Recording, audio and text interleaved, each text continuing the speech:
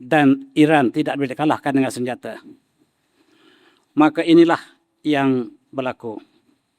Ditanya kepada Iran, apakah Iran percaya Amerika untuk berdamai? Ya, kami tak percaya. Kami tahu Amerika menipu. Mereka tidak akan patuh perjanjian. Tidak pernah mereka patuh perjanjian. Israel tak pernah patuh perjanjian. Dengan Rasulullah pun mereka belut. Apatah lagi dengan Iran. Kenapa kamu berdamai? Sebab Allah sebut. Sekiranya mereka sebut berdamai, maka kami berdamai. Sallallahu ala Muhammad, sallallahu ala Muhammad, sallallahu ala Muhammad, sallallahu ala Muhammad. A'udzu minasyaitonir rajim. Bismillahirrahmanirrahim. Assalamualaikum warahmatullahi wabarakatuh. Alhamdulillah, alhamdulillah wa fi nasta'in. Assalatu wassalam ala rasulillah wa alihi wa sahbihi ajma'in. Abamtu. Tuan Imam yang saya muliakan, jatah kuasa muslim-muslimat yang dihormati Allah sekalian, Alhamdulillah dapat bersama dengan para jemaah sekali lagi. Maaf, ada teknikal sedikit tadi. Dan saya diminta oleh masjid untuk menyentuh tentang konflik yang sedang berlaku sekarang. Dan kita sekarang dalam ifat Muharram, tahun baru, selamat menyambut tahun baru hijrah. Dan apakah yang berlaku pada umat Islam di luar sana, marilah kita sama-sama renungi untuk ambil intibar. Tajuk malam inilah konflik Timur Tengah dan juga perang akhir zaman. Kita mulakan dengan ayat surah At-Taubah. A'udzubillahi minasyaitonir rajim. Inna tansurun Allah ista'syara surah fi kitabillah yawma khalaqas samawati minha arba'atun hurum dzalika ad-dinul qayyim ala tanwihin amusakum shadaqal azim. Sesungguhnya bilangan bulan di sisi Allah ialah 12 bulan. Dalam kitab Allah, sejak Allah ciptakan langit dan bumi, di antaranya ialah 4 bulan haram. Dan itulah agama yang benar, dan janganlah kamu melakukan menzalimi diri kamu dalam bulan tersebut. Bulan-bulan haram ialah bulan sekarang. Muharram ialah bulan haram. Zulqa'dah, Zulhijjah dan Rajab, 4 bulan haram. Dan kita menyambut tahun baru pada salah satu daripada bulan haram, Al-Arbatun Hurum. Dan kita baru saja menyambut negara kita. Kita isytiharkan tokoh-tokoh yang berjasa. Tokoh-tokoh yang memberikan jasa besar pada agama dan negara kita. Dan ini senarai pemenang tokoh mengancirah peringkat kebangsaan ataupun peringkat negeri. Alhamdulillah. Dan sebagai permulaan, saya ingin mengajak para jemaah sekalian untuk mengenal peristiwa apabila baginda Rasulullah berhijrah ke Madinah. Baginda telah mengadakan ikatan kesetiaan antara golongan umat Islam dengan orang Islam, antara Muhajirin dan Ansar dalam satu perjanjian yang dikenali sebagai Sahibah Madinah. Dan inilah satu titik tolak dalam negara Islam. Mari kita lihat kandungan sebahagian daripada kandungan yang terkandung dalam Sahibah Madinah. Rasulullah melengkapkan Sahibah ini dengan memulakan kalimahnya dengan hadza kitab li Muhammadin Nabi Rasulullah. Bain muslimin, ini ialah perjanjian kitab Muhammad, Nabi dan Rasulullah. Di antara orang muslimin min Quraisy wa ahli Yathrib wa man tabahum falihqabihim wa jahad ma'hum innahum ummatun wahidah. Dan inilah di antara perjanjian orang muslimin ahli Madinah, ahli Yathrib, bagi mereka yang bersama mereka, dan mereka ialah umat yang satu, kesatuan umat. Min dunin nas al-muhajirun min Quraisy ala rabdihim yataqilu bainhum, dan orang Quraisy Muhajirin mereka sama-sama membayar hutang darah. Wa hum yabituna anihim bil ma'ruf wal qist bainal muslimin mu'minin. Dan sekiranya ada sebarang pergaduhan, adapun pembunuhan, maka hutang darah harus ditanggung bersama di kalangan orang mukmin Quraisy. Kemudian hubungan di antara orang Islam dengan Yahudi dinyatakan dalam paragraf yang seterusnya. Wa annal yahud yunfiqu mal mu'minin ma damu muharrabin. Orang Yahudi yang tinggal di Madinah mesti bertanggungjawab mempertahankan Madinah bersama dengan orang mukmin sekiranya penduduk Madinah diperangi. Wa annal yahud Bani Auf ummatun ma'al mu'minin, dan orang Yahudi Bani Auf bersama dengan mukmin pertahankan Madinah. Lil Yahud dinuhum, orang Yahudi bebas memilih agama mereka. Walil muslimin dinuhum, orang Islam bebas agama mereka. Ini ialah kebebasan agama yang terkandung dalam Sahifah Madinah, diberi jaminan. Al-Yahud dinuhum wal muslimin dinuhum wa mawalihim wa muslim illa man zalama aw ismun fa innahu la yaqulillah nafsahu wa ahlibatih. Dan diberikan bahawa muslimin Yahudi bebas, tetapi mereka ada tanggungjawab bersama dalam konteks negara Madinah. Dan inilah yang adalah banyak, saya tak hanya petik 2 perenggan saja, cukup banyak yang menjadikan dasar perlembagaan Islam pertama. Termaktub inilah perlembagaan tertulis pertama di atas muka bumi, yang kemudiannya diikuti oleh seluruh dunia, termasuklah bangsa bersatu hari ini. Dan bangsa bersatu mengambil sebahagian daripada kandungan Sahifah Madinah.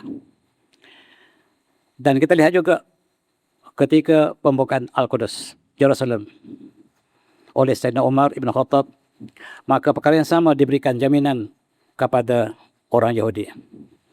Dan surah ini ialah khusus ditulis oleh Sayyidina Umar Ibn Khattab, memberi jaminan kepada orang bukan Islam. Dan disebut bahawa ini surat diberikan oleh Abdullah Umar Al-Umin kepada penduduk Jerusalem yang disebut Ilya di situ. Sebab mereka diberikan atahum amanan li anfusihim wa amwalihim wa kasanizim, mereka diberikan kebebasan diri mereka, harta mereka, rumah ibadat mereka, yang sakit, yang sihat, semuanya ada hak, tidak boleh dizolimi. Dan hiduplah penduduk Jerusalem aman, tenteram. Bahkan yang paling aman dalam sejarah Jerusalem ialah ketika Sayyidina Umar menjadi khalifah. Dan mesejnya ialah yang mendapat memberikan keadilan hanyalah Islam, tidak di luarnya.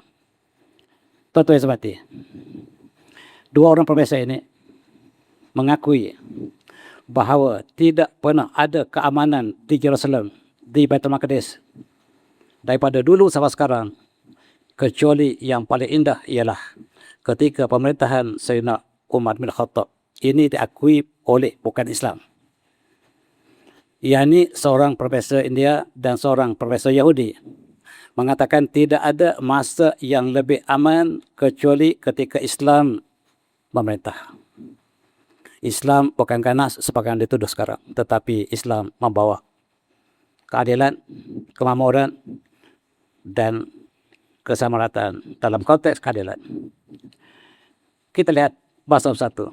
Bangsa Bersatu ditubuhkan pada tahun 1945 selepas Amerika British kalah perang kepada Jepun. 4 tahun Amerika British Eropah kalah kepada Jepun.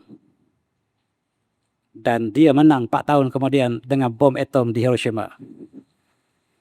Dan mereka menubuhkan Bangsa Bersatu. Mereka kopi sekali lagi Sahifah Madinah. Dan dalam Bangsa Bersatu, mereka ada Charter of Justice. Dan mereka ada Peace and Security, Sustainable Development, Human Rights, Humanitarian Assistance,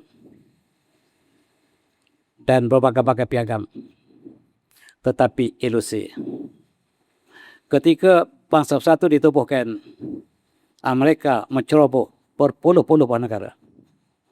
Ketika Bangsa Bersatu ditubuhkan, yang lengkap dengan piagam Charter of the United Nations berkaitan dengan keadilan, kesamarataan, tetapi sayang tak pernah dilaksanakan.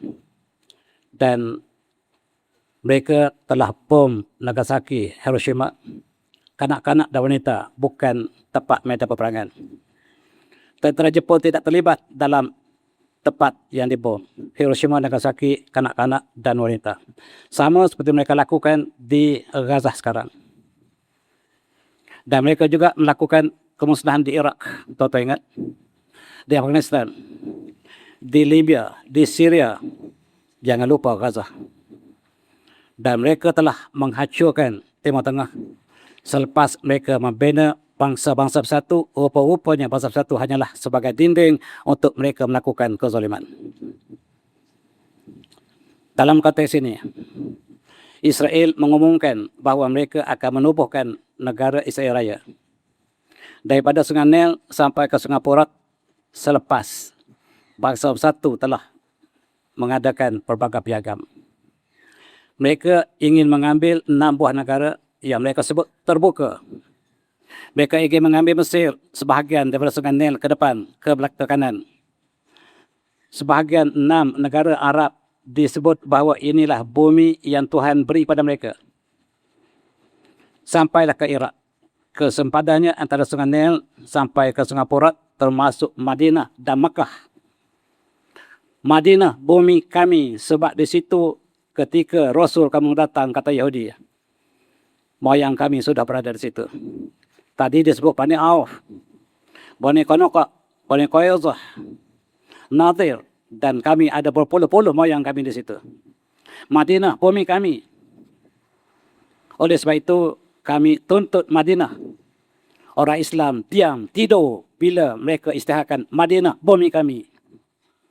Tuan-tuan yang pergi ke Mekah, kalau kita dari Mekah ke Madinah satu masa dulu, untuk masuk ke kota Madinah, masuk ke Masjid Nabawi, ada atas tertulis lil muslimin faqat, untuk orang muslimin saja masuk ke Madinah.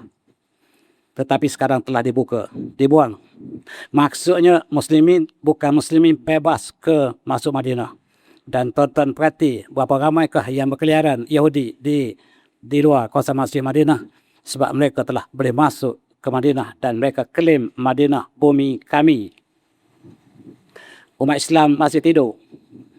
Maafkan saya tuan-tuan, hari ini kita menyambut hijrah.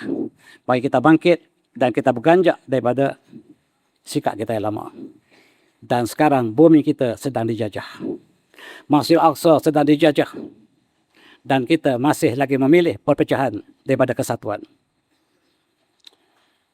Kita ingat betapa dahsyatnya tahun 1967 Masjid Al-Aqsa telah ditawan. Sampai hari ini Masjid Al-Aqsa telah ditawan dalam perang 1967. Cukup menyayat hati. Umat Islam yang ramai tidak dapat menentang Israel yang kecil, sebab kita tidak ada kesatuan. Hari ini tuan-tuan, kita sudah berjumlah 2.3 bilion. Umat Islam mengikut statistik yang terakhir 2.3 bilion, tetapi Amerika masih isytiharkan umat Islam hanya 1.6 bilion. Bohong. 2.3 bilion menunjukkan manusia yang paling ramai di atas muka bumi ialah umat Islam. Tetapi seperti buih. Dan kita tidak dapat beri makan pelarian Gaza yang kelaparan. Umat yang paling ramai tidak dapat memberi makanan kepada pelarian Gaza yang sedang dizalimi sekarang. Betapa naif umat Islam. 2.3 bilion, 58 buah negara umat Islam tidak mampu untuk menolong saudaranya yang dizalimi, dan itu hakikat umat Islam hari ini. Sejak 1967, Masjid Al-Aqsa telah dijajah. Dan Amerika menggunakan fasa 1 untuk menceroboh seluruh negara. Mereka adakan military base mereka di seluruh dunia. Mereka mengganggu seluruh dunia. Banding dengan Iran, tuan-tuan. Tidak ada sebuah negara yang Iran telah menzalimi ataupun menaluki ataupun yang dilakukan sama seperti Amerika, tidak ada. Dan Iran yang pengganas. Amerika hero dunia, dan inilah yang disebarkan dunia. Tengok tuan-tuan statistik. Amerika menjajah, menceroboh Vietnam sebelah negara kita. Menjajah seluruh dunia. Masuk Iraq, masuk Libya, membunuh pemimpin mereka. Kemudian Afghanistan, Pakistan, dan mereka masih lagi hero dunia. Disokong oleh kebanyakan umat Islam. Negara Arab bersama dengan mereka. Kita lupa Allah berfirman, wala tarkanu ila alladhina zalamu fatasabun nar. Jangan kamu cenderung kepada zalim, nescaya kamu akan disambar api neraka. Tuan-tuan, tak perlu kita jadi zalim. Kita cenderung bersama mereka. Kita condong saja kepada mereka, sudah cukup untuk api neraka kita. Dan seluruh negara Teluk bersama mereka. Seluruh negara Teluk memberikan bumi mereka untuk menjadi military base kepada Amerika. Seluruh umat Islam di Timur Tengah bersama Amerika, bukan bersama Gaza. Gaza ialah pengganas mereka. Tuan-tuan, apakah yang sebenar berlaku? Iran ialah pertahanan terakhir umat Islam. Mereka Syiah. Tetapi mereka lah yang pertahankan Masjid Al-Aqsa. Mereka lah yang mengajak seluruh umat Islam bersatu untuk membebaskan Masjid Al-Aqsa kita yang sedang ditawan. Umat Islam Sunni tak berminat untuk membebaskan. Sedangkan mereka lah duduk paling dekat dengan Masjid Al-Aqsa. Yang ingin membebaskan Masjid Al-Aqsa ialah Syiah. Dan tuan-tuan, hari ini kita melihat negara yang zalim menzalimi negara yang dizalimi. Dan kita bersama dengan negara yang dizalimi. Bukan kerana Syiah. Yang zalim Amerika, ia kena zalim Iran. Az-zalim wal mazlum. Dan jangan sekali-kali kita bersama dengan yang zalim, sebab Allah telah beri kepada kita. Jangan kamu cenderung kepada yang zalim, nescaya kamu akan disambar api neraka. Kita lihat dari segi geopolitik, bukan Syiah. Dan tuan-tuan terpedaya sebab mereka memainkan sentimen Syiah Sunni. Sedangkan bagi Amerika, tak kira Sunni ke Syiah, yang dua-dua harus dihapuskan. Mereka menggunakan Sunni untuk hancurkan Syiah. Bila Syiah telah habis, Sunni akan dihapuskan. Dan sekarang apabila Iran, mereka perang Iran, mereka sebut lepas Iran, kami hancurkan Mesir dan Turki. Dua-duanya Sunni. Kami akan tak pernah beza ke antara Sunni dengan Syiah. Kami yang anggap mereka sama saja. Tapi kita menganggap berbeza dan kita berpecah dalam menghadapi musuh kita yang utama. Mari kita renungi tuan-tuan ini. Mereka mengatakan bahawa Yerusalem bakal jadikan ibu negara Israel moden. Israel Raya yang berpusat daripada Sungai Nil sampai Sungai Porat akan dijadikan Yerusalem sebagai ibu negara. Dan Masjid Al-Aqsa harus diruntuhkan sekarang. Siapa yang pertahankan, tuan-tuan? Iran. Negara-negara Sunni semuanya membiarkan Masjid Al-Aqsa dijajah sejak daripada tahun 1967. Pada mulanya bahagian Jerusalem Timur dijajah. Dan sekarang seluruh Jerusalem. Ada orang Islam tak tahu bahawa Jerusalem itu dijajah oleh Yahudi. Dan siapakah yang ingin membebaskan? Yang satu membebaskanlah Gaza. Pemuda-pemuda Gaza yang jumlahnya 4,000 orang saja. Yang telah berjuang dalam Taufan Al-Aqsa untuk bebaskan Masjid Al-Aqsa. Dan yang lain ialah Syiah. Iran yang pertahankan Masjid Al-Aqsa. Sunni hanya melihat Masjid Al-Aqsa diceroboh setiap hari, setiap masa, setiap tahun. Dan itulah suasana kita menghadapi bulan Muharram, tahun baru Hijriah kita.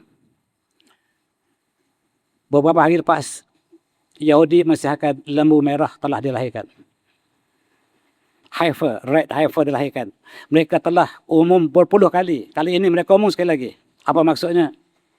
Maksudnya bila lembu merah dilahirkan, maksudnya Masjid Al-Aqsa harus diruntuh hari ini juga. Dan sekarang mereka jangka mereka menang dengan Iran. Dan bila menang dengan Iran, Masjid Al-Aqsa akan diruntuhkan. Umat Islam Malaysia masih melawat Masjid Al-Aqsa. Melawat Masjid Al-Aqsa, tuan-tuan baik. Tetapi untuk masuk melawat Masjid Al-Aqsa, kita mesti tanda tangan ni. Bahawa kita akui bahawa yang Tuhan punya kepada Aqsa ialah Israel. Pasport kita tidak boleh masuk ke Israel. Mereka bagi satu kad. Kad ini ditandatangani mengakui mereka sebagai Tuan Masjid Al-Aqsa. Kita boleh masuk maksa. Orang Palestin tak boleh masuk. Orang Malaysia boleh masuk. Dan mereka isytiharkan orang yang paling banyak iktiraf Israel ialah Malaysia. Indonesia. Sebab kita yang melawatnya. Melawat maksudnya kita iktiraf. Secara tak langsung. Dan yang melawat mengatakan kalau kita lawat, siapa nak lawat? Sebalik lawatan kita seolah-olah kita iktiraf mereka Tuhan punya. Dan mari kita berfikir tuan hari ini. Mereka mengatakan lembu merah telah dilahirkan dan Masjid Al-Aqsa harus diruntuhkan. Itu sebab ketika Hamas, Gaza melancarkan serangan ataupun peperangan Tufan Al-Aqsa 2 tahun lepas. 10 Oktober 2023, tahun 3 tahun lepas. Ialah untuk pertahankan Masjid Al-Aqsa. Mari umat Islam semua dunia, sama ada Sunni ataupun Syiah, mari kita pertahankan Masjid Al-Aqsa. Dan apakah disebut oleh Sunni kepada mereka? Pengganas. Bila mereka ingin pertahankan Masjid Al-Aqsa, mereka disebut pengganas. Dan yang kita bagi derma bukan pada Gaza tapi pada Palestin. Kita minta derma untuk Palestin bukan untuk Gaza. Siapa ke Palestin? Palestin ialah negara PLO ataupun negara authority PA, Palestine Authority yang menentang Gaza. Yang menganggap Gaza adalah sebagai pengganas. Siapa kita sebenarnya? Mereka lah yang sedang pertahankan Masjid Al-Aqsa. Ini kumpulan Sunni yang kecil. Iaitu Gaza, Sunni yang kecil bersama dengan Iran yang Syiah pertahankan Masjid Al-Aqsa. Dan yang telah gugur syahid, yang telah korban di Gaza telah capai 73,000 hari ini. Palestin ialah isu umat Islam di Timur Tengah. Dan di situlah Masjid Al-Aqsa kita, masjid kiblat pertama umat Islam. Yang kita hanya lihat dijajah sudah sejak daripada 1967 dan mereka tak benarkan kita masuk. Mereka tutup Masjid Al-Aqsa dalam bulan puasa lepas. Mereka tutup ketika hari raya Aidilfitri. Mereka buka kemudian sekejap. Mereka tutup balik sekarang. Dan kita minta izin untuk mereka kita masuk. Kecuali orang Malaysia. Masuk ramai-ramai. Mereka berikan. Orang Palestin tak boleh masuk. Kenapa kita? Kenapa Malaysia? Kenapa Malaysia? Tentu cari sebabnya. Presiden Morsi Mesir pernah ketika ucapan pelantikannya Mesir wujud bersama dengan Palestin, bersama dengan Gaza. Selagi saya menjadi presiden Mesir, kata Presiden Morsi, Ahmad Morsi, Dr. Morsi, akan kami tidak biarkan sejarah kami kelaparan di Gaza. Apakah hasil daripada kata-kata ini? Dia dijatuhkan oleh tenteranya sendiri. Dia diganti oleh panglima tenteranya sendiri. Dia dijatuhkan oleh panglima tenteranya sendiri yang sekarang sudah menjadi Presiden Mesir. Mari kita ambil iktibar. Siapa yang berjuang untuk pertahankan Palestin, pertahankan Gaza, Masjid Al-Aqsa, dia akan jatuh. Siapa saja pemimpin Islam yang benar-benar berjuang untuk pertahankan Masjid Al-Aqsa, dia akan jatuh. Contoh Presiden Morsi. Kalau ada pemimpin negara Islam yang sudah berbelas tahun merintah, yang mengatakan dia berjuang untuk Gaza, Palestin, Masjid Al-Aqsa, dan dia masih kekal, dia bohong. Siapa saja yang berjuang untuk bebaskan Masjid Al-Aqsa, dia akan jatuh. Dan walaupun Syiah yang menyebut untuk bebaskan Masjid Al-Aqsa, Iran juga terus diserang oleh Amerika, Israel bertalu-talu dan seluruh dunia bersatu untuk hancurkan Iran apabila dia mengatakan kami akan bebaskan Masjid Al-Aqsa walaupun kami Syiah, tapi Masjid Al-Aqsa lah masjid kami bersama. Tuan-tuan, pintu Rafah ditutup. Oleh siapa? Israel dan Mesir. Tuan-tuan kena bezakan Mesir dengan rakyat Mesir, tak sama. Rakyat Mesir sangat baik. Mereka memberi bantuan melalui cara apa sekalipun. Tetapi saya masuk ialah kerajaan. Mereka tutup pintu Rafah sampai sekarang. Mereka biarkan pelayan Gaza. Mereka lebih rela melihat pelayan Gaza kelaparan daripada mereka buka Rafah. NGO Mesir ramai yang bawa makanan tapi tak boleh masuk sepenuhnya sebab ditutup kerjasama antara Mesir dan Israel. Ingat Presiden Morsi dijatuhkan oleh Presiden baru yang lebih mesra kepada Israel berbanding dengan Gaza sendiri. Lihatlah umat Islam di Rafah. Mereka dinafikan makanan, pakaian. Yang berjuang untuk mereka bukan negara, tuan, NGO. NGO kita akui seluruh dunia bersimpati termasuk negara Islam. Tetapi yang kita maksud ialah kerajaan Islam yang bersempadan dengan Gaza. Mereka tidak benarkan secara rasmi. Mungkin mereka bantu tetapi mereka tak berani untuk mengatakan mereka sanggup membantu berganas. Inilah krisis yang besar. Tuan-tuan, Malaysia, terima kasih Malaysia. Kita antara NGO yang banyak membantu pelarian Gaza. Dan sekali lagi NGO. Orang Malaysia sangat baik. Saya bercakap bagi pihak rakyat Malaysia. Pendiri kerajaan mungkin berbeza. Tengok bagaimanakah lori berderet untuk bawa masuk tapi disekat oleh Mesir dan Israel. Mereka lebih rela melihat rakyat ini mati kebuluran. Kesyukan tanpa bantuan ubatan dan sebagainya. Dan itulah nasib Islam. Gaza telah hancur lebur. Penduduknya, negaranya telah dirampas.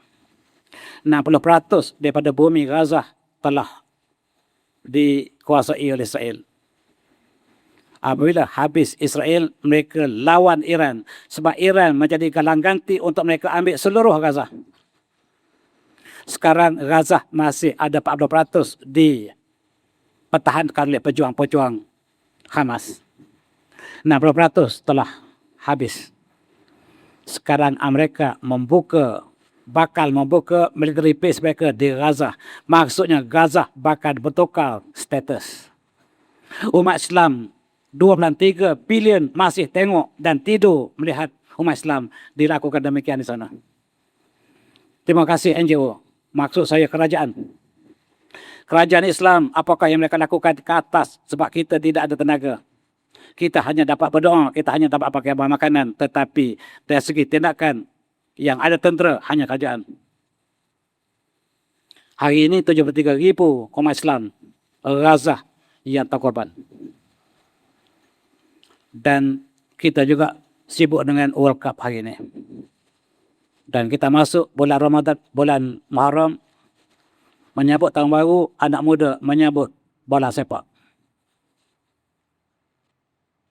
Hidup main-main.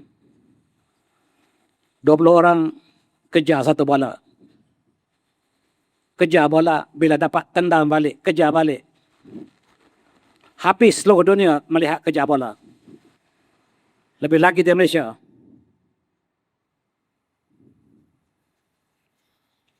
Bola sepak menutup penderitaan Gaza.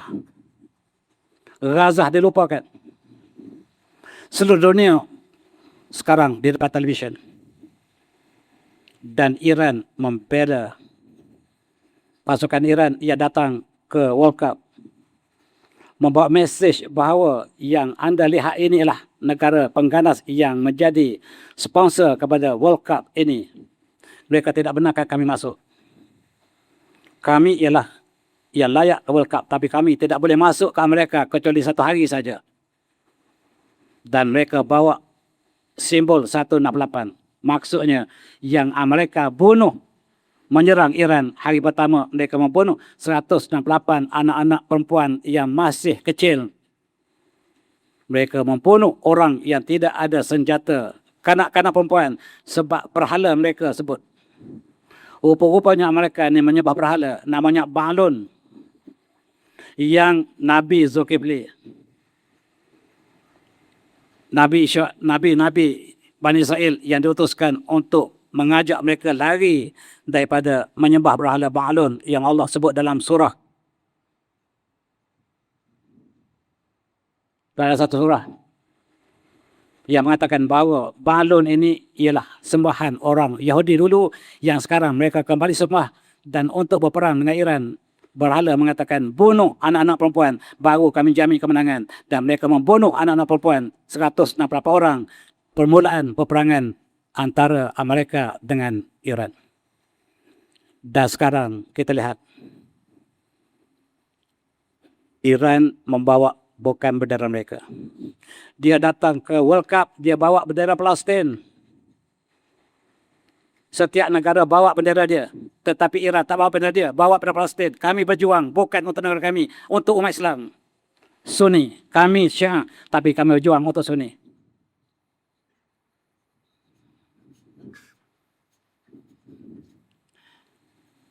Rusia mengatakan selagi Gaza, Palestin tidak merdeka, Masjid Al-Aqsa tidak dibebaskan, maka selagi itulah konflik Timur Tengah akan berterusan. Yang simpati bukan Islam, yang simpati ialah komunis. Rusia adalah negara komunis, tuan-tuan. Yang bersimpati dengan umat Islam ialah orang bukan Islam. Di manakah kita umat Islam, tuan-tuan? Dalam konteks ini kita lihat kenapakah Iran diserang oleh Amerika? Sebab pendiriannya, kami ingin bebaskan Palestin. Kami ingin bebaskan Sunni. Kami ingin bebaskan Masjid Al-Aqsa. Itu sebab mereka diperangi. Dan sejak daripada belasan tahun, puluhan tahun, Iran dibekok ekonomi. Mereka sangka Iran telah hancur. Tetapi dalam peperangan ini, Iran bangkit kembali. Kenapakah Israel diserang? Rupa-rupanya Israel raya tidak berperhati dengan kawasan daripada Sungai Nil ke Sungai Porat. Kami rasa ini sempit, kami ingin luaskan lagi. Dari mana, tuan-tuan? Daripada Turki sampai ke hujung Pakistan, itu bumi kami. Itu sebab mereka serang Iran untuk perluaskan Israel raya. Dan di antara Istanbul dengan Karachi, itu kami tak kisah sama ada mereka Syi'i ataupun mereka Sunni, kami akan bedal semuanya. Mereka sebut secara terbuka yang kita masih bergaduh antara kita sama kita. Allah suruh kita berpadu. Wa'tasimu bihablillahi jami'an wa la tafarraqu. Dan berbekallah kamu dengan tangan Allah, jangan kamu pecah belah, tetapi kita memilih jalan pecah belah. Tuan-tuan, akhirnya Iran diserang bertalu. Iran menggunakan senjata yang paling hebat. Ditutupnya Selat Hormuz. Dunia menggelepar. Yang paling menggelepar ialah Amerika. Ekonomi jatuh merudum. Dan ketika kemuncaknya, Amerika hanya cukup minyak untuk 2 minggu. Hanya 2 minggu minyak di Amerika cukup, dan lepas 2 minggu minyak akan habis dan rakyat bakal bangkit menentang kerajaan mereka sendiri. Sebelum habis minyak, mereka mengatakan, mari kita berdamai. Perdamaian maksudnya mereka kalah. Kalau Amerika menang, tak mungkin berdamai. Dalam konteks ini, detik-detik kekalahan Amerika. Daripada tempat yang tak disangka, daripada bawah laut, tiba-tiba keluar daripada laut, rudal ataupun misal masuk mencunam ke Israel, entah datang dari mana, dan ini menyebabkan Amerika angkat tangan, menyerah kalah tanpa syarat. Tetapi berita kat Malaysia tak siap. Malaysia masih siap Amerika yang menang. Jauh tertinggal kita. Sebab kita merujuk CNN, kita rujuk BBC, semua lidah Yahudi. Tetapi apabila keluar misal daripada bawah laut, daripada mana datang, maka Amerika menyerah kalah. Sebab misal ini masuk ke Tel Aviv, masuk ke Jaffa, masuk ke Navatim, masuk ke Telnov Air Base, menghancurkan F-35, F-16 mereka, 42 buah yang jatuh dan satu harganya bilion. Apakah yang berlaku? 42 kapal terbang pejuang Amerika Israel hancur dalam masa singkat disebabkan serangan Iran bertatalu, dan F-35 base telah hancur nevatim. Semuanya tak dilaporkan. Tuan-tuan, disajikan dengan berita yang indah. Dalam konteks ini, nuklear yang dipunyai oleh Israel, di mana tuan-tuan? Di mana? Di pada Pasir Najaf. Di situ letaknya fasiliti mereka untuk bom nuklear. Dimusnahkan oleh Iran. Dan apa yang laku lagi? Ekonomi Amerika merodom sampai dia tak boleh bayar gaji tentera dia sendiri. Dan bekas tentera, veteran mereka tak diberi pencen lagi. Apabila mereka tak diberi pencen, mereka tak boleh sewa rumah dan mereka menjadi gelanggangan sekarang. Veteran Amerika jadi gelanggangan sekarang. Ekonomi mereka merodom. Minyak hanya cukup untuk 2 minggu lagi. Apakah yang ada? Menyerah diri. Tentera Israel mati bergelimpangan. Semuanya tak dilaporkan. Dilaporkan, disembunyikan berita ini. Dan Israel tidak dapat bertahan lagi. Minta supaya serangan Iran diberhentikan serta-merta. Amerika merayu, menuntut supaya serangan Iran diberhentikan sama sekali sebab Israel telah hancur. Israel sudah benar-benar hancur. Hanya tinggal kubu bawah tanah yang masih belum hancur. Kebanyakan infrastruktur di atas muka bumi musnah dan segera berhenti, dan kami boleh lakukan apa saja, termasuk kami bayar segala ganti rugi yang Iran telah musnah akibat perang. Siapa menang, tuan-tuan? Iran memberi kata dua. Surrender sekarang. Surrender dan beritahu dunia Amerika surrender, negara superpower terbesar dunia, menyerah kepada negara yang disebut pengganas, negara mundur, negara tidak ada kemajuan, dan mereka benar-benar menyerah diri kepada Iran sekarang. Iran mengisytiharkan the war is over. Peperangan telah tamat.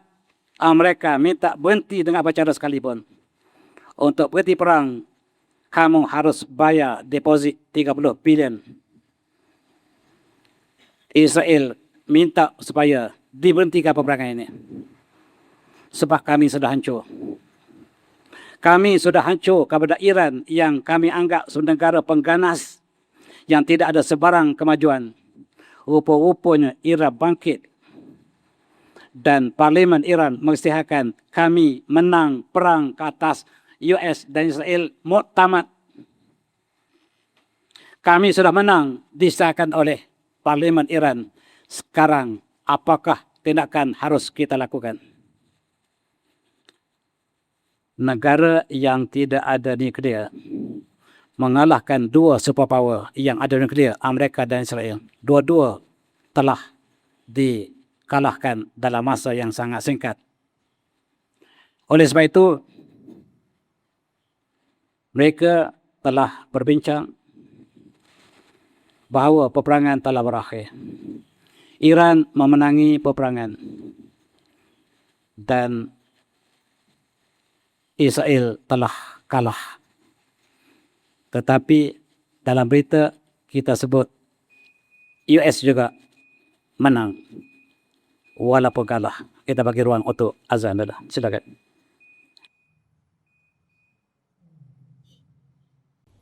Allahu Akbar, Allahu Akbar, Allahu Akbar, Allahu Akbar.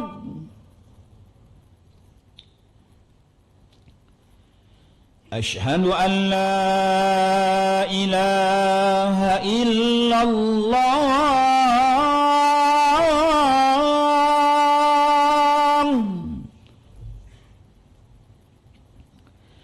أشهد أن لا إله إلا الله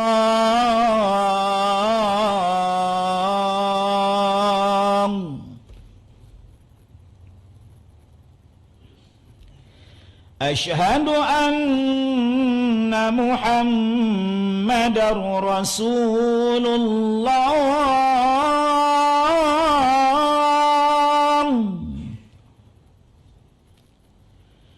أشهد أن محمدًا رسول الله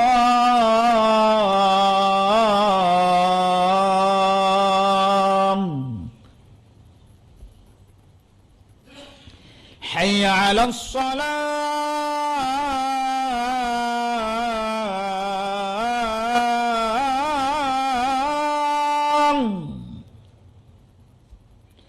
حي على الصلاة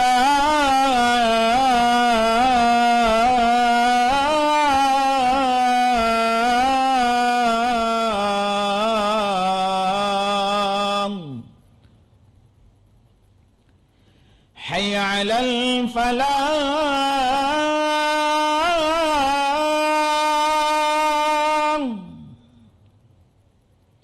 حي على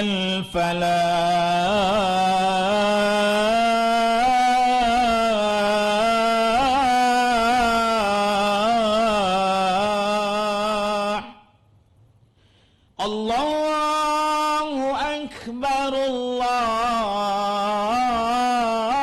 الله أكبر لا إله إلا الله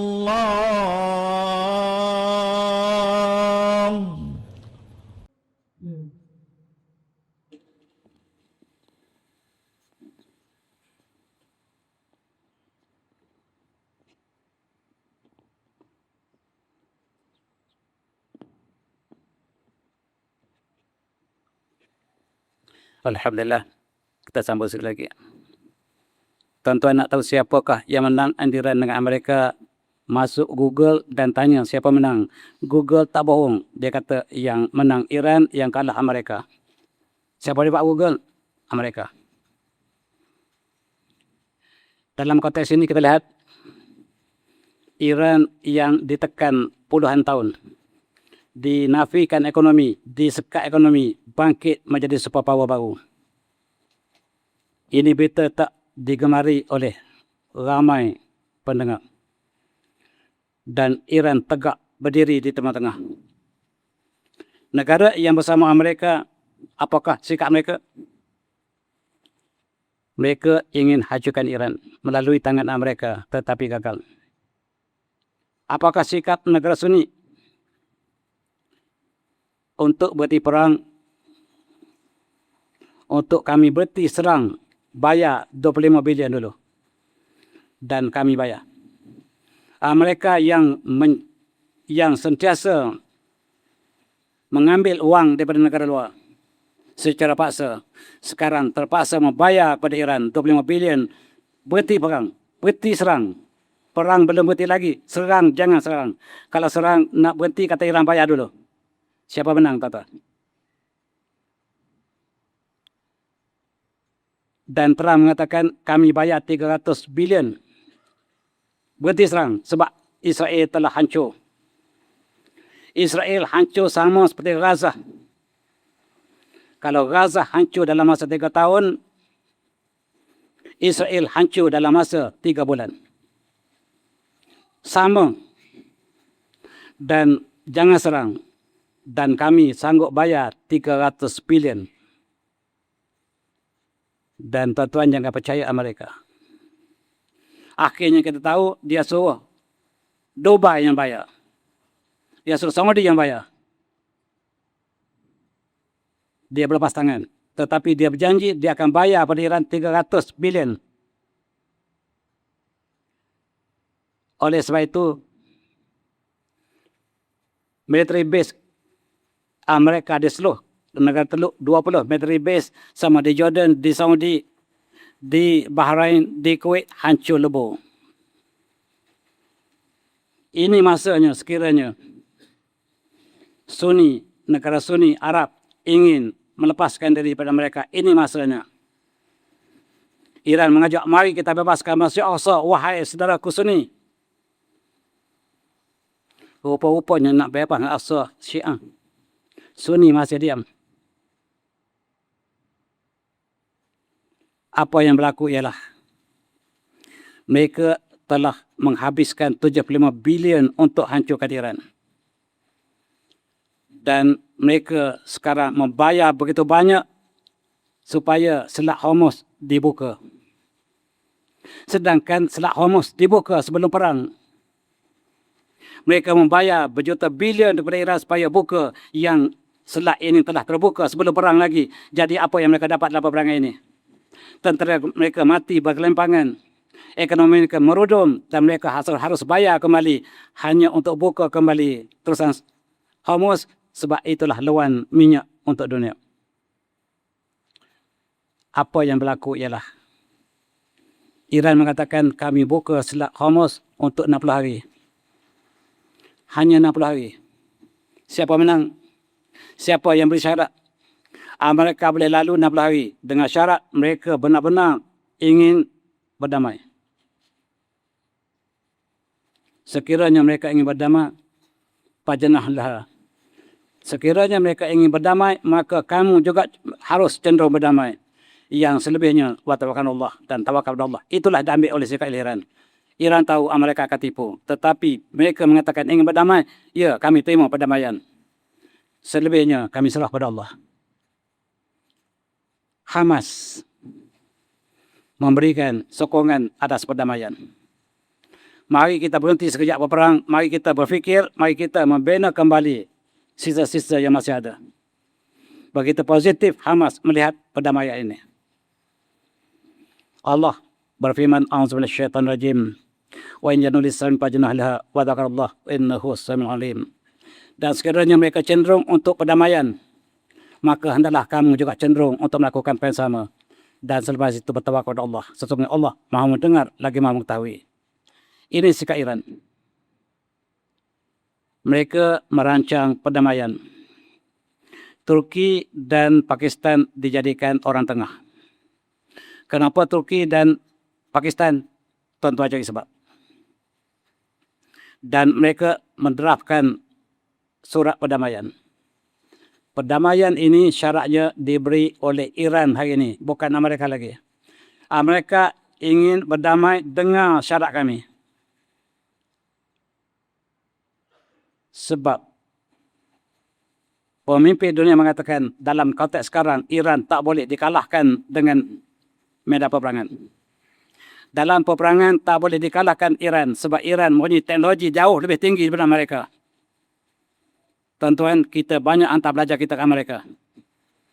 Rupa-rupanya hari ini kita lihat balik siapakah yang punya teknologi yang lebih tinggi. Selama ini bukan Amerika yang terbaik teknologi, Jerman. Bukan University of California Berkeley yang terbaik dalam teknologi, tapi University Munich yang terbaik. Di Malaysia disebut Berkeley yang terbaik, tetapi yang sebenarnya adalah Munich. Universiti yang terbaik mereka sebut sebagai Oxford. Bohong, yang terbaik ialah Sorbonne di Perancis. Dan sekarang yang disebut teknologi terbaik dunia adalah Amerika, tetapi Iran mengatasi semua teknologi yang dibina di Amerika. Dalam masa 60 tahun ataupun 40 tahun mereka disekat ekonomi, Iran bangkit dalam teknologi baru. Tuan-tuan, siapakah saintis kalau kita lihat saintis agung Islam masa dulu? Semua dari Parsi. Sebutlah nama Ibn Sina, Al-Razmi, Al-Karaji. Sebut saja Al-Razi, semuanya datang daripada Parsi. Ulama kita, siapa datang daripada mana? Imam Bukhari, Parsi. Imam Muslim, Parsi. At-Tirmizi, Parsi. As-Samarqandi, semua. Al-Ghazali, daripada Parsi semuanya. Ulama kita Parsi. Masa muda-muda dulu tuan, saya adalah jurulatih pasar negara dalam matematik dunia. Yang menang dalam pertandingan matematik dunia ialah Iran, bukan Amerika. Sampai sekarang Iran menguasai dunia dalam segi ilmu. Cuma teknologi, sebab dia ditekan ekonomi, maka dia tidak dapat membina. Sekarang mereka membina teknologi sebab keperluan orang itu. Yang kita harus orang itu masalah min quwwatin wa min ribatil khail, yang Allah telah sebut dalam Al-Quran, supaya kita bersedia dengan alat peperangan. Dan Iran tidak boleh dikalahkan dengan senjata. Maka inilah yang berlaku. Ditanya kepada Iran, apakah Iran percaya Amerika untuk berdamai? Ya, kami tak percaya. Kami tahu Amerika menipu. Mereka tidak akan patuh perjanjian. Tidak pernah mereka patuh perjanjian. Israel tak pernah patuh perjanjian. Dengan Rasulullah pun mereka belut. Apatah lagi dengan Iran. Kenapa kamu berdamai? Sebab Allah sebut. Sekiranya mereka sebut berdamai, maka kami berdamai. Kami berhukum dengan yang zahir. Nahkamil zawahir. Wallahi ta'ala sa'ir, yang hati hanya Allah tahu. Kami berhukum dengan yang zahir. Sebab mereka mengatakan kami ingin berdamai, kami berdamai. Kami tahu mereka baik belot. Tetapi kami beri amaran. Sekiranya belok dalam perjanjian ini, Israel akan berakhir. Sekarang Israel masih ada nyawa-nyawa ikan. Sekiranya mereka belok kali ini, Israel akan hancur. Tidak ada sama sekali Israel. Ini adalah amaran kami. Kami akan sign. Dan tuan-tuan, Iran dikenang sebagai satu-satu negara dunia yang berani berdepan menentang Amerika. Tak pernah ada negara lain. Rusia dan China tidak berdepan. Tiba-tiba negara yang dianggap negara yang miskin, yang kalau inilah bang berdepan dengan dua kuasa dunia, Amerika dan Israel, yang dibantu oleh NATO, dibantu oleh Kesatuan Eropah, dibantu oleh kumpulan mereka, dan separuh dunia kalah dengan negara Syiah yang bernama Iran. Dalam konteks ini,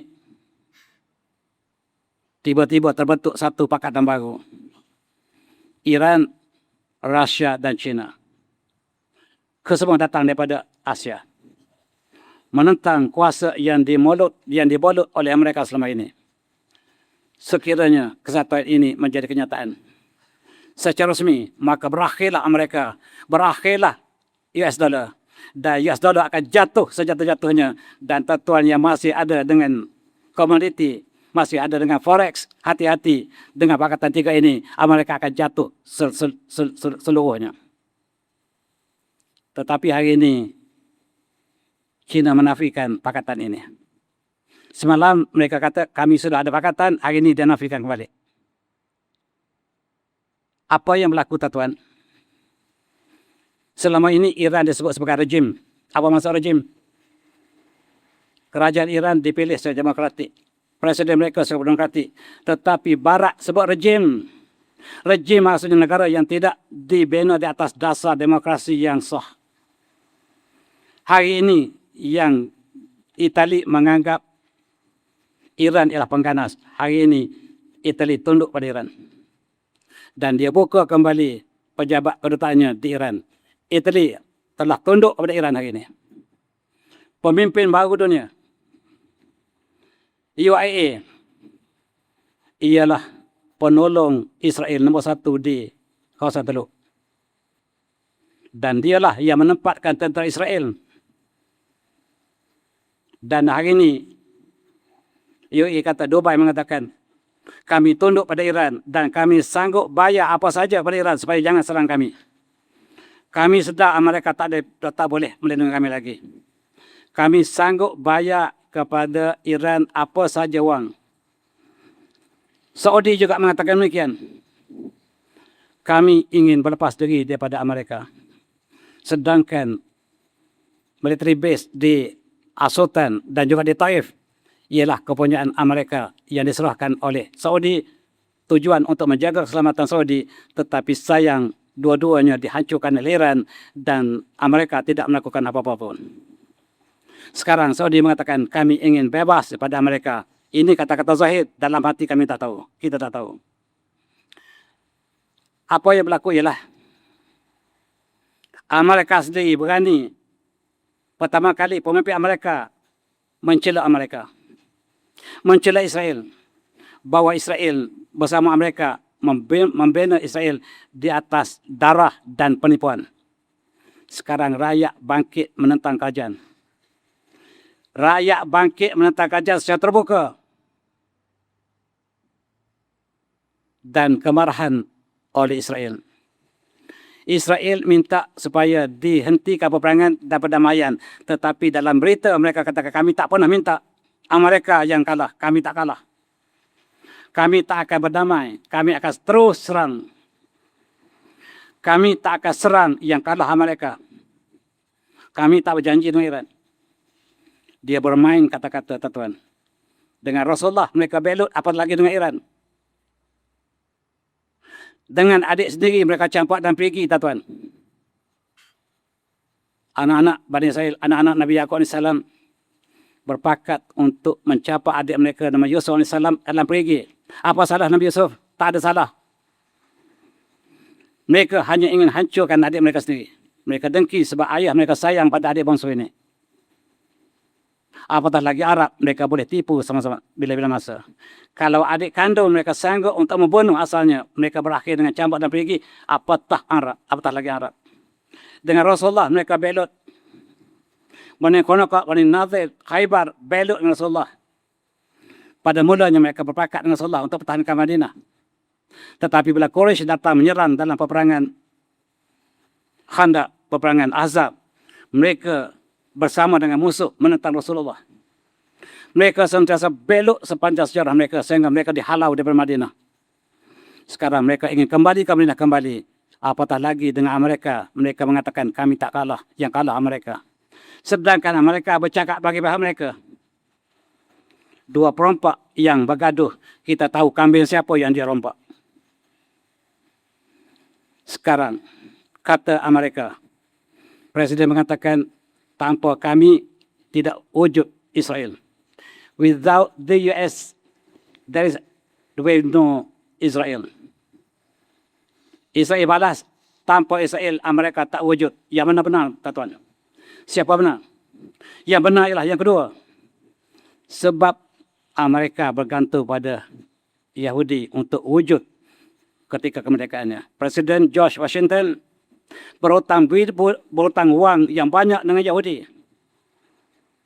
Sehingga dia dapat menang, mengalahkan British dan memerdekakan kemerdekaan pada tahun 1700 lebih. Dan tanpa wang Yahudi tak mungkin Amerika wujud. Dan sekarang bila Trump mengatakan tanpa Amerika Israel tidak wujud, maka Israel mengatakan tanpa Israel, tanpa Yahudi Amerika tak wujud. Ya benar ialah yang kedua. Ya benar ialah tanpa Israel Amerika tak wujud. Sebab kemerdekaan Amerika diberi wang yang banyak oleh keluarga Yahudi.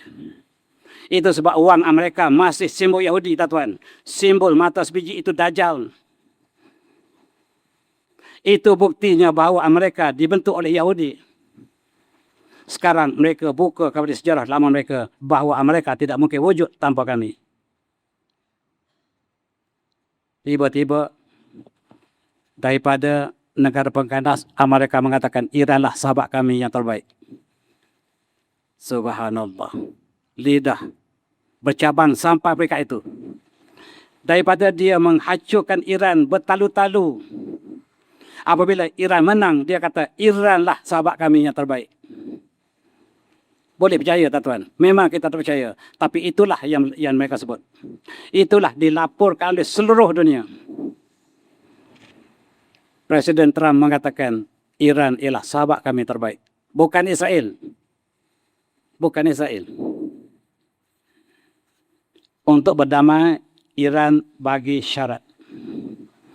Pertama, seluruh kerugian Iran mesti Amerika bayar. Kedua, ekonomi Iran harus dibebaskan. Iran bebas menjual minyak pada siapa yang dia kendaki. Selat Hormuz di tangan kami. Siapa nak lalu, kami tentukan siapa boleh lalu. Dan ada syarat yang banyak, saya sebut 2-3 syarat yang besar-besar. Amerika kata kami penuhi semuanya. Asal berhenti perang. Asal perang berhenti, kami terima, bagilah 100 syarat lagi pun. Terdesak sangat Amerika, tuan-tuan. Sangat terdesak sebab Israel telah tinggal nyawa-nyawa ikan. Kalau diteruskan peperangan seminggu lagi, Israel tidak ada lagi, insyaAllah. Dan itu kita melihat peranan Turki dan Pakistan. Mereka sanggup menjadi wakil Amerika untuk berhenti peperangan. Kalau diteruskan peperangan, Israel sudah tidak ada lagi.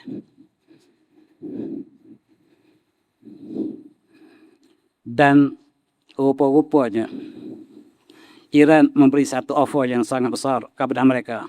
Boeing. Kami akan beli 100 buah kapal terbang Boeing yang terbaik Amerika. Sebab Boeing tak laku.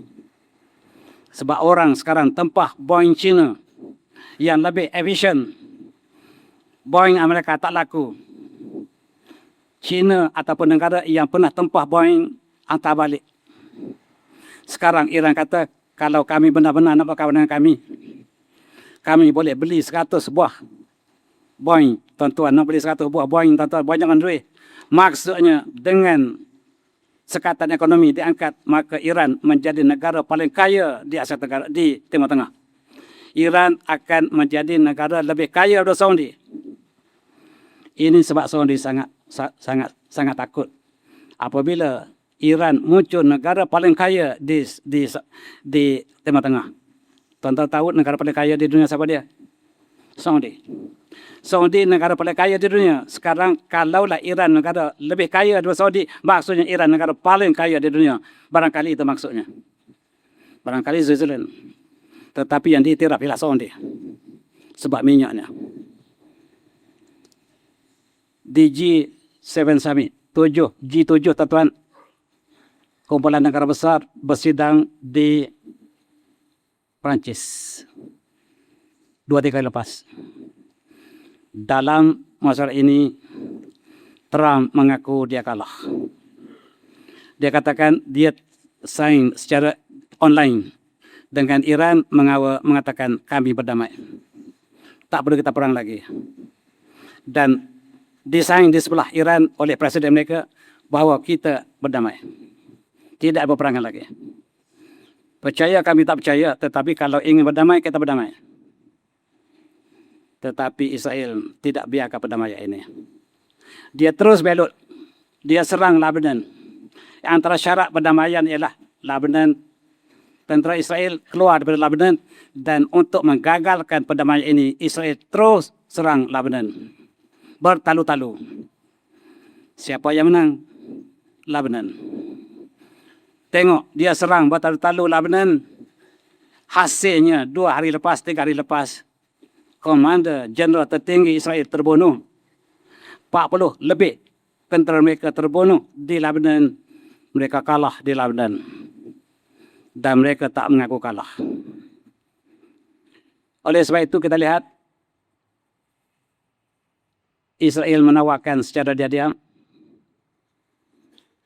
kami bayar 12 bilion asalkan kami serang Lebanon, Iran jangan balas balik kami. Boleh tak? Kami bayar pada Iran, jangan serang kami. Kami nak serang Lebanon. Iran kata kami tak terima 12 bilion anda. Anda simpan duit itu. Anda simpan 12 bilion, kami tak perlu wang anda. Wang kami sudah lebih. Wang kami sudah lebih. Kami sudah jual minyak kami. Bila perjanjian ini diikat, maka Iran bebas menjual minyak dan kami akan menjadi negara paling kaya di Timur Tengah. Kami tak perlu 12 bilion yang di-offer oleh Israel. Hasilnya, perdamaian berkecai. Inilah hasrat Israel. Israel minta berdamai.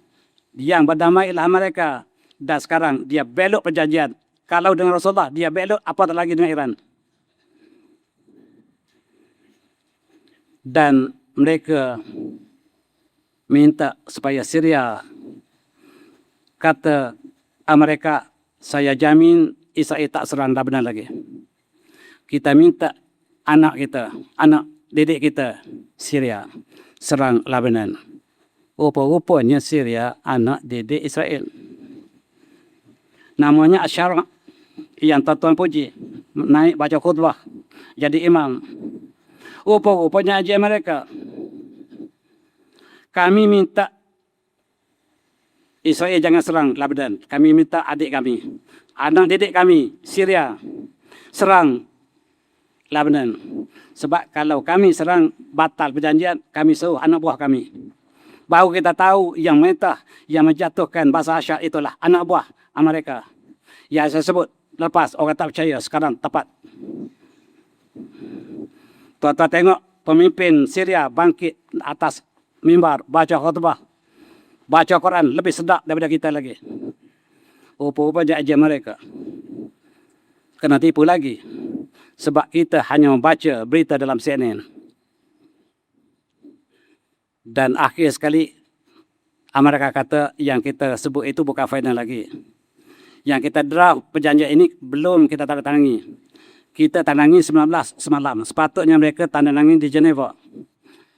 Kita tak minat pun nak tanda tangani. Kalaulah kita perlu, kita teruskan berperang lagi. Maksudnya mereka bohong, benar sebagaimana kita jangkakan. Mereka tak pernah tepat dengan perjanjian dan dia mengatakan kami akan kembali perang. Dan kita saing perdamaian dan kita perang kembali kalau perlu. Iran telah keluar sebagai superpower, pemenang. Dan dunia menyaksikan kejatuhan Israel. Akhir dunia ialah kekalahan Israel. Sehingga mereka akan berlindung di balik pohon dan batu. Umat Islam akan menang. Tetapi bilakah ini berlaku? Tetapi janji Allah pasti benar. Dalam konteks ini, kita melihat mereka tak serang Lebanon. Mereka tukar arah.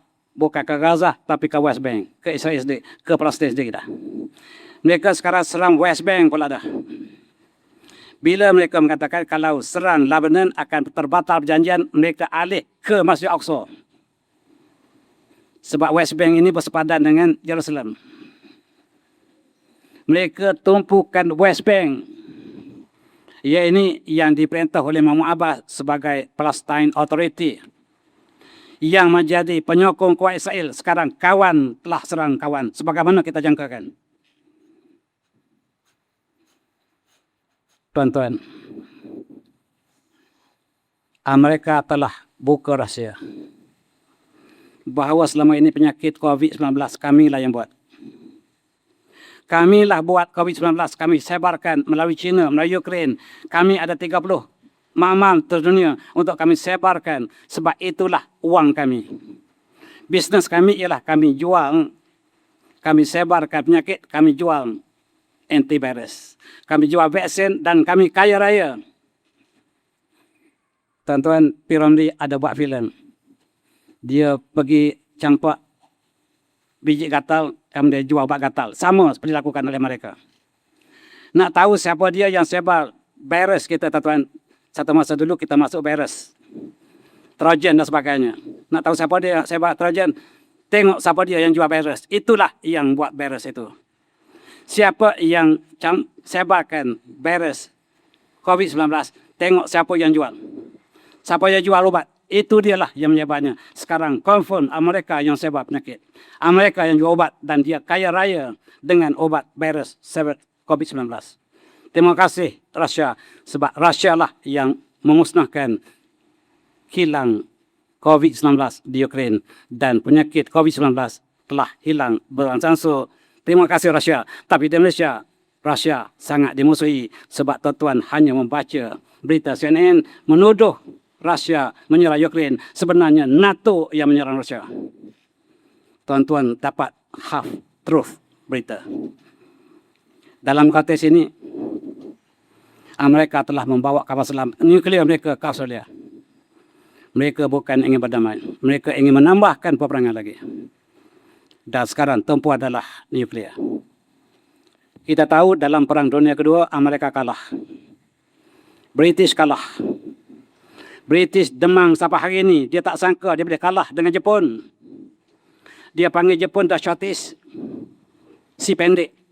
Tiba-tiba si panjang kalah dengan si pendek. 5 tahun dia kalah. Daripada 41 dia kalah sampai 45. Dan akhirnya dia bagi bom wanita dan kanak-kanak di Hiroshima, Nagasaki, sehingga Jepun tak kalah dalam peperangan. Tetapi dia menyerah kalah disebabkan negaranya dimusnahkan secara yang tidak beretika. Sekarang kita ambil iktibar, kalau dia kalah, dia guna nuklear. Sekarang dia kalah. Dan sekarang nuklear mereka telah ditunjukkan. Mereka telah tunjukkan nuklear mereka. Tuan-tuan, kalaulah nak tengok nuklear, bukan Amerika saja nuklear. Bukan sahaja Israel ada nuklear, tetapi banyak negara lain yang ada nuklear. Salah satu mengenai nuklear, akhirnya yang menang jadi arang, yang kalah jadi abu. Kita menumpang di bumi yang sama. Sekiranya planet bumi ini hancur, kita semua hancur. Dan sekarang dia telah memberi amaran pada Iran, kami akan guna nuklear sekiranya kami kalah. Sekarang mereka kalah. Dan Iran mengatakan, kami bersedia untuk mati. Kami orang Islam bersedia untuk mati. Pergi tanya Sunni, apakah mereka bersedia untuk mati? Kami Syiah, kami bersedia untuk mati. Tetap bersedia? Tak bersedia. Sebab salat subuh pun tak selesai. Nak sedia macam mana? Dan Iran ada senjata yang bukan nuklear, tetapi lebih mematikan daripada nuklear yang belum digunakan. Senjata bukan nuklear tapi mematikan lebih daripada nuklear. Kita tak tahu apakah teknologi mereka. Sekarang mereka, apabila mereka tersekat di Iran, mereka patah balik ke Gaza. Gaza akan menjadi lebih dahsyat, tuan-tuan. Marilah kita sama berdoa. Sebab mereka, sebagaimana sebut tadi, mereka akan membina military base di Gaza. Dan apakah rancangan Greater Israel atau Israel Raya? Dalam konteks ini kita lihat, tanpa Israel, tanpa Yahudi, Amerika tidak wujud. Dan nuklear, banyak negara ada nuklear. China ada nuklear, Rusia ada nuklear, Pakistan ada, India ada. Dan sekiranya salah satu nuklear ini digunakan, kita bimbang yang lain akan ikuti. Yang menang jadi arang, yang kalah jadi abu, dan kita akan berakhir. Apakah ini Allah takdirkan untuk keakhiran dunia? Bangsa Bersatu telah membuat resolusi. Mereka telah menyebut tentang nuklear. Mereka telah sebut tentang peperangan yang mungkin berlaku akan datang, bukan lagi konvensional, tetapi mematikan. Dalam konteks ini kita lihat sekiranya dunia mengalami salah satu peperangan ini, apakah yang kita akan saksikan? Kemusnahan. Kemusnahan yang segala teknologi akan berakhir. Dan inilah gambaran saintis bahawa sekiranya nuklear digunakan, teknologi akan berakhir. Kita kembali ke zaman batu. Database komputer hilang, wang dalam bank hilang. Bila database hilang, duit siapa dalam bank tak tahu siapa punya. Kalau nak derma sekarang, sebelum database hilang, mereka jangkakan apabila perang nuklear berlaku, maka segala gantian, segala teknologi akan berakhir. Dan kita ingat satu hadis Rasulullah yang panjang. Hadis ini hadis sahih Imam Muslim. Tak sempat saya baca semuanya. Peperangan akhir zaman yang berakhir dengan kemusnahan yang tidak ada taranya. Sehingga apabila manusia kembali berperang pada zaman sebelum kiamat, Rasulullah sebut mereka menggunakan pedang. Dan dalam petikan ini dikatakan bahawa mereka menyangkut ataupun meletakkan pedang-pedang mereka qad anlaku suyufahum bizaitun. Mereka menggunakan pedang dalam peperangan terakhir. Dan pedang itu ketika melihat, mereka letak di pokok zaitun. Maksudnya peperangan terakhir ini berlaku di Timur Tengah. Ini peperangan terakhir. Dan Rasulullah sebut sama ada kinayah ataupun secara hakiki bahawa umat Islam berperang dengan pedang, apakah maksudnya manusia telah kehilangan teknologi? Wallahu a'lam. A'udzu billahi minasyaitonir rajim. Zahara fasad bil bahri bima kasabat aydin nas nuziquhum ba'dal ladzina 'amilu la'allahum yarji'un. Telah jelas kemusnahan di lautan dan daratan disebabkan tangan manusia, supaya dikenakan sebahagian daripada akibat tangan manusia. Mudah-mudahan mereka kembali. Tuan-tuan, akhirnya sebenar bulan tahun baru ini, mari kita renung sejarah kita sendiri. Tadi kita lihat sejarah yang berlaku di Timur Tengah. Mari kita masuk dalam diri kita. Tengok diri kita sendiri. Asalnya kita tidak ada. Asalnya kita adalah sebiji sel. Sel ayah dan ibu. Dan kita berkembang, akhirnya menjadi bayi dalam perut ibu kita. Allah berikan pendengaran, penglihatan, dan kalbu. Alhamdulillah, alhamdulillah, kita dilahirkan. Sejarah dari kita sendiri. Dan kita menangis ketika kita dilahirkan. Dan diazab di telinganya, Allahu Akbar. Supaya kita ingat bahawa anda lahir dengan rahmat ilahi. Mengecap udara ilahi, air ilahi, rezeki ilahi. Di bumi Tuhan, Allah SWT. Bimbang kalau besar nanti dia lupa untuk tarbih bumi Allah ini dengan hukum Allah. Benar, bila besar lupa. Bila besar telah lupa. Bila besar mereka mengambil undang-undang selain pada undang Allah. Syariah selain pada syariat Allah yang Allah sebut hanya mereka lakukan dalam masjid, di luar masjid, semuanya menggunakan undang-undang common law. Undang-undang tak ada berkena dengan Islam. Menjadi undang tertinggi sebuah negara. Tadi kita dah azan. Ingat, kamu lahir ini bumi Allah. Bila besar mencari alasan untuk tidak laksanakan hukum Allah. Usia 40 tahun.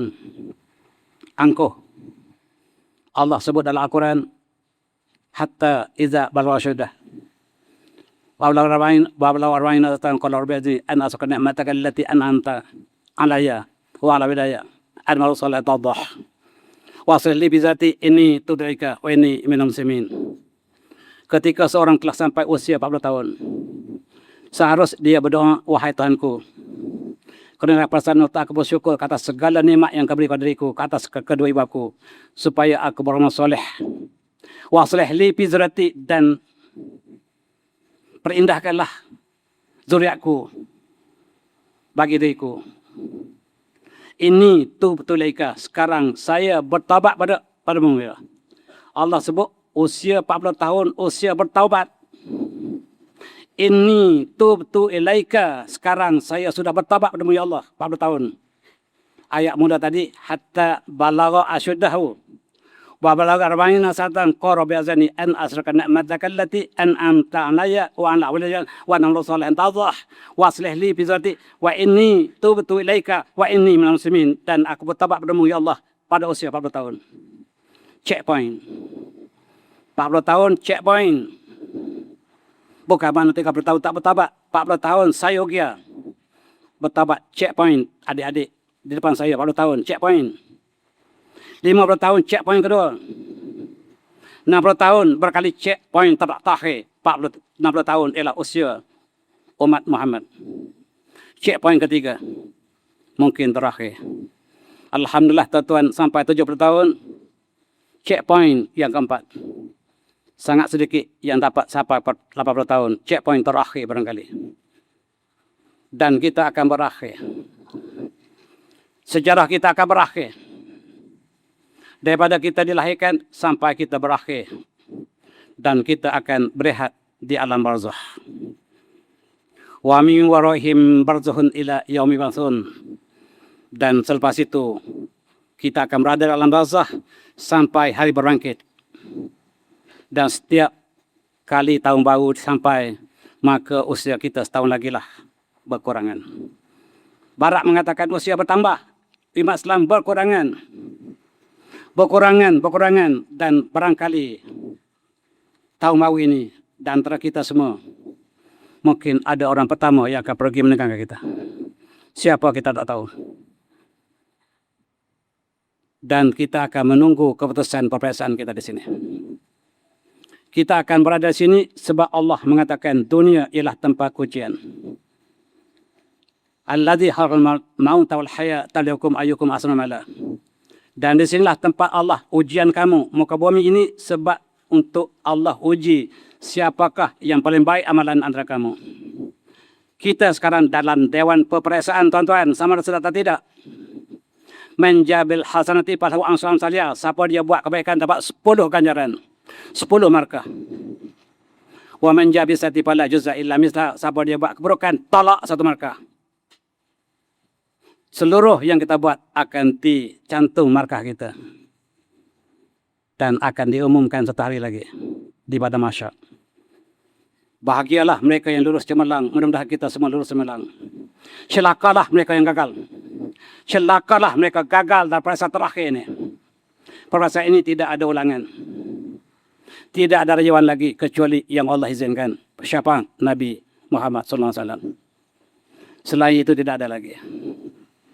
Dan tuan-tuan, mari kita, saya dan tuan-tuan, mari kita berihtisab, kita intibar, ambil intibar. Di manakah kita berada, apakah kita bersedia untuk menerima keputusan peperiksaan kita yang bakal diumumkan oleh Allah SWT. Sebab dunia akan berakhir. Kullu man 'alaiha fan, setiap di atas muka bumi akan berakhir. Kiamat akan tiba. Matahari akan padam. Tuan-tuan, sekarang matahari sudah hampir padam. Pelajar astrofizik mengetahui apakah spektrum matahari kita. Satu masa matahari akan menjadi merah. Sekarang kekuningan. Bila sudah menjadi merah, dia akan kembang pecah. Dan matahari akan padam. Allah istihakan iza syamsu kuwirat, apabila matahari padam. Wa izal kawakibun tasarat, apabila seluruh planet jatuh bertabrakan. Wa izal bihar fujirat, apabila lautan terbakar. Tuan-tuan, laut terbakar, air terbakar. Hari ini kalau ada kebakaran, kita panggil bomba. Bayangkan menjelang kiamat, air yang terbakar. Pelajar sains mengatakan air daripada H2O. Hidrogen, oksigen. Hidrogen terbakar, oksigen membakar. Dicantumkan jadi air yang memadam kebakaran. Kalau panas sangat, barangkali oksigen dan hidrogen akan terurai dan terbakar.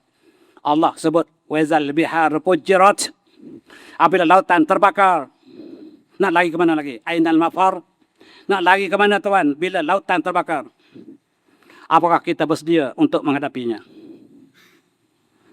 Bintang akan berakhir. Manusia akan berakhir.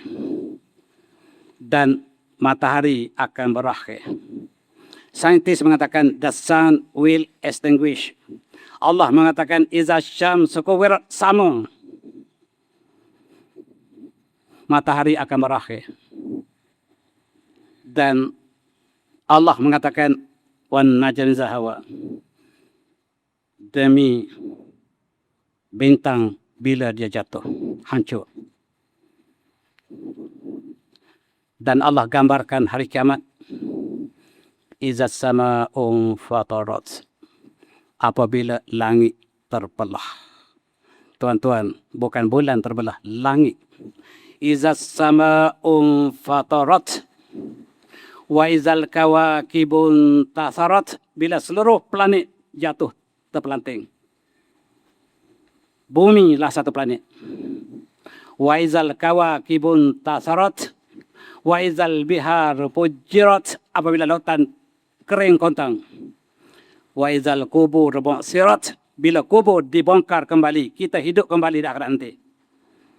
Alimat nafsun ma qaddamat wa akharat, maka setiap jiwa akan tahu apa yang dibuat dunia dulu, yang awal, yang akhir, semuanya dibentangkan. Ya ayyuhal insan, wahai manusia, Ma gharraka bi rabbikal karim. Apa yang menipu kamu daripada kamu beribadat bertuhan kamu. Hidup penuh dengan dosa dan dosa. Hidup dengan penuh penipuan. Dia lupa bahawa kita akan dibangkitkan. Marilah awal hijrah kita sama-sama bermuhasabah, saya dan tuan-tuan juga. Dan Allah misalkan yaumat wadul ard wal ardi was samawat. Hari Allah tukarkan bumi ini dengan bumi lain. Bukan bumi ini kita tingkat tu dah. Was samawat, dan langit pun Tuhan tukar dengan langit yang lain. Dan waradul wahidul qahar, dan kita akan menghadap Allah yang Maha Esa di pada mahsyar, tempat yang terbuka, dan perperasaan kita akan diumumkan. Keputusan perperasaan akan diumumkan. Bahagialah mereka yang lulus cemerlang A++. Celakalah mereka yang gagal. Mudah-mudahan kita lulus dengan flying colours. Tuan-tuan, akhir sekali saya bawa sumbangan saya. Buku saya tulis, Risalah Konsultasi Islam, yang menceritakan sebahagian yang saya ceritakan tadi. Kemusnahan alam semesta, tuan-tuan yang berminat, ada saya boleh lihat di belakang, ada saya bawa beberapa biji. Risalah ini saya tulis bersama dengan Mufti Pahang. Selama sekitar 10 tahun saya bersama dengan Mufti Pahang, Sahibul Samahah, untuk sampaikan mesej ilmu falak kepada penduduk Pahang. Daripada seluruh daerah saya telah kembara dengan Mufti, dengan kumpulan ahli falak Pahang untuk sampaikan mesej ini. Dan saya ringkaskan dalam buku yang pernah diterbitkan oleh Jabatan Mufti, dan saya bawa sebagai sumbangan saya untuk sama-sama kita berfikir menjelang hijrah. Dan itulah barangkali buku lain juga ada satu lagi. Dan saya ucapkan selamat menyambut hijrah. Dan semoga Allah menjadikan kita tahun yang penuh dengan keberkatan, kebaikan, tamaninah, wa tahqil, amniyat. Allah menjadikan aman mali'an bil khari wal barakah, wa tama'aniyah, wa tahqil, amaniyah. Dan saya sudah ini dengan wabillahi taufiq. Assalamualaikum warahmatullahi wabarakatuh. Tasbih sunwans. Jazallahu anna Sayyidana Muhammadan Muhammadan ma huwa ahlu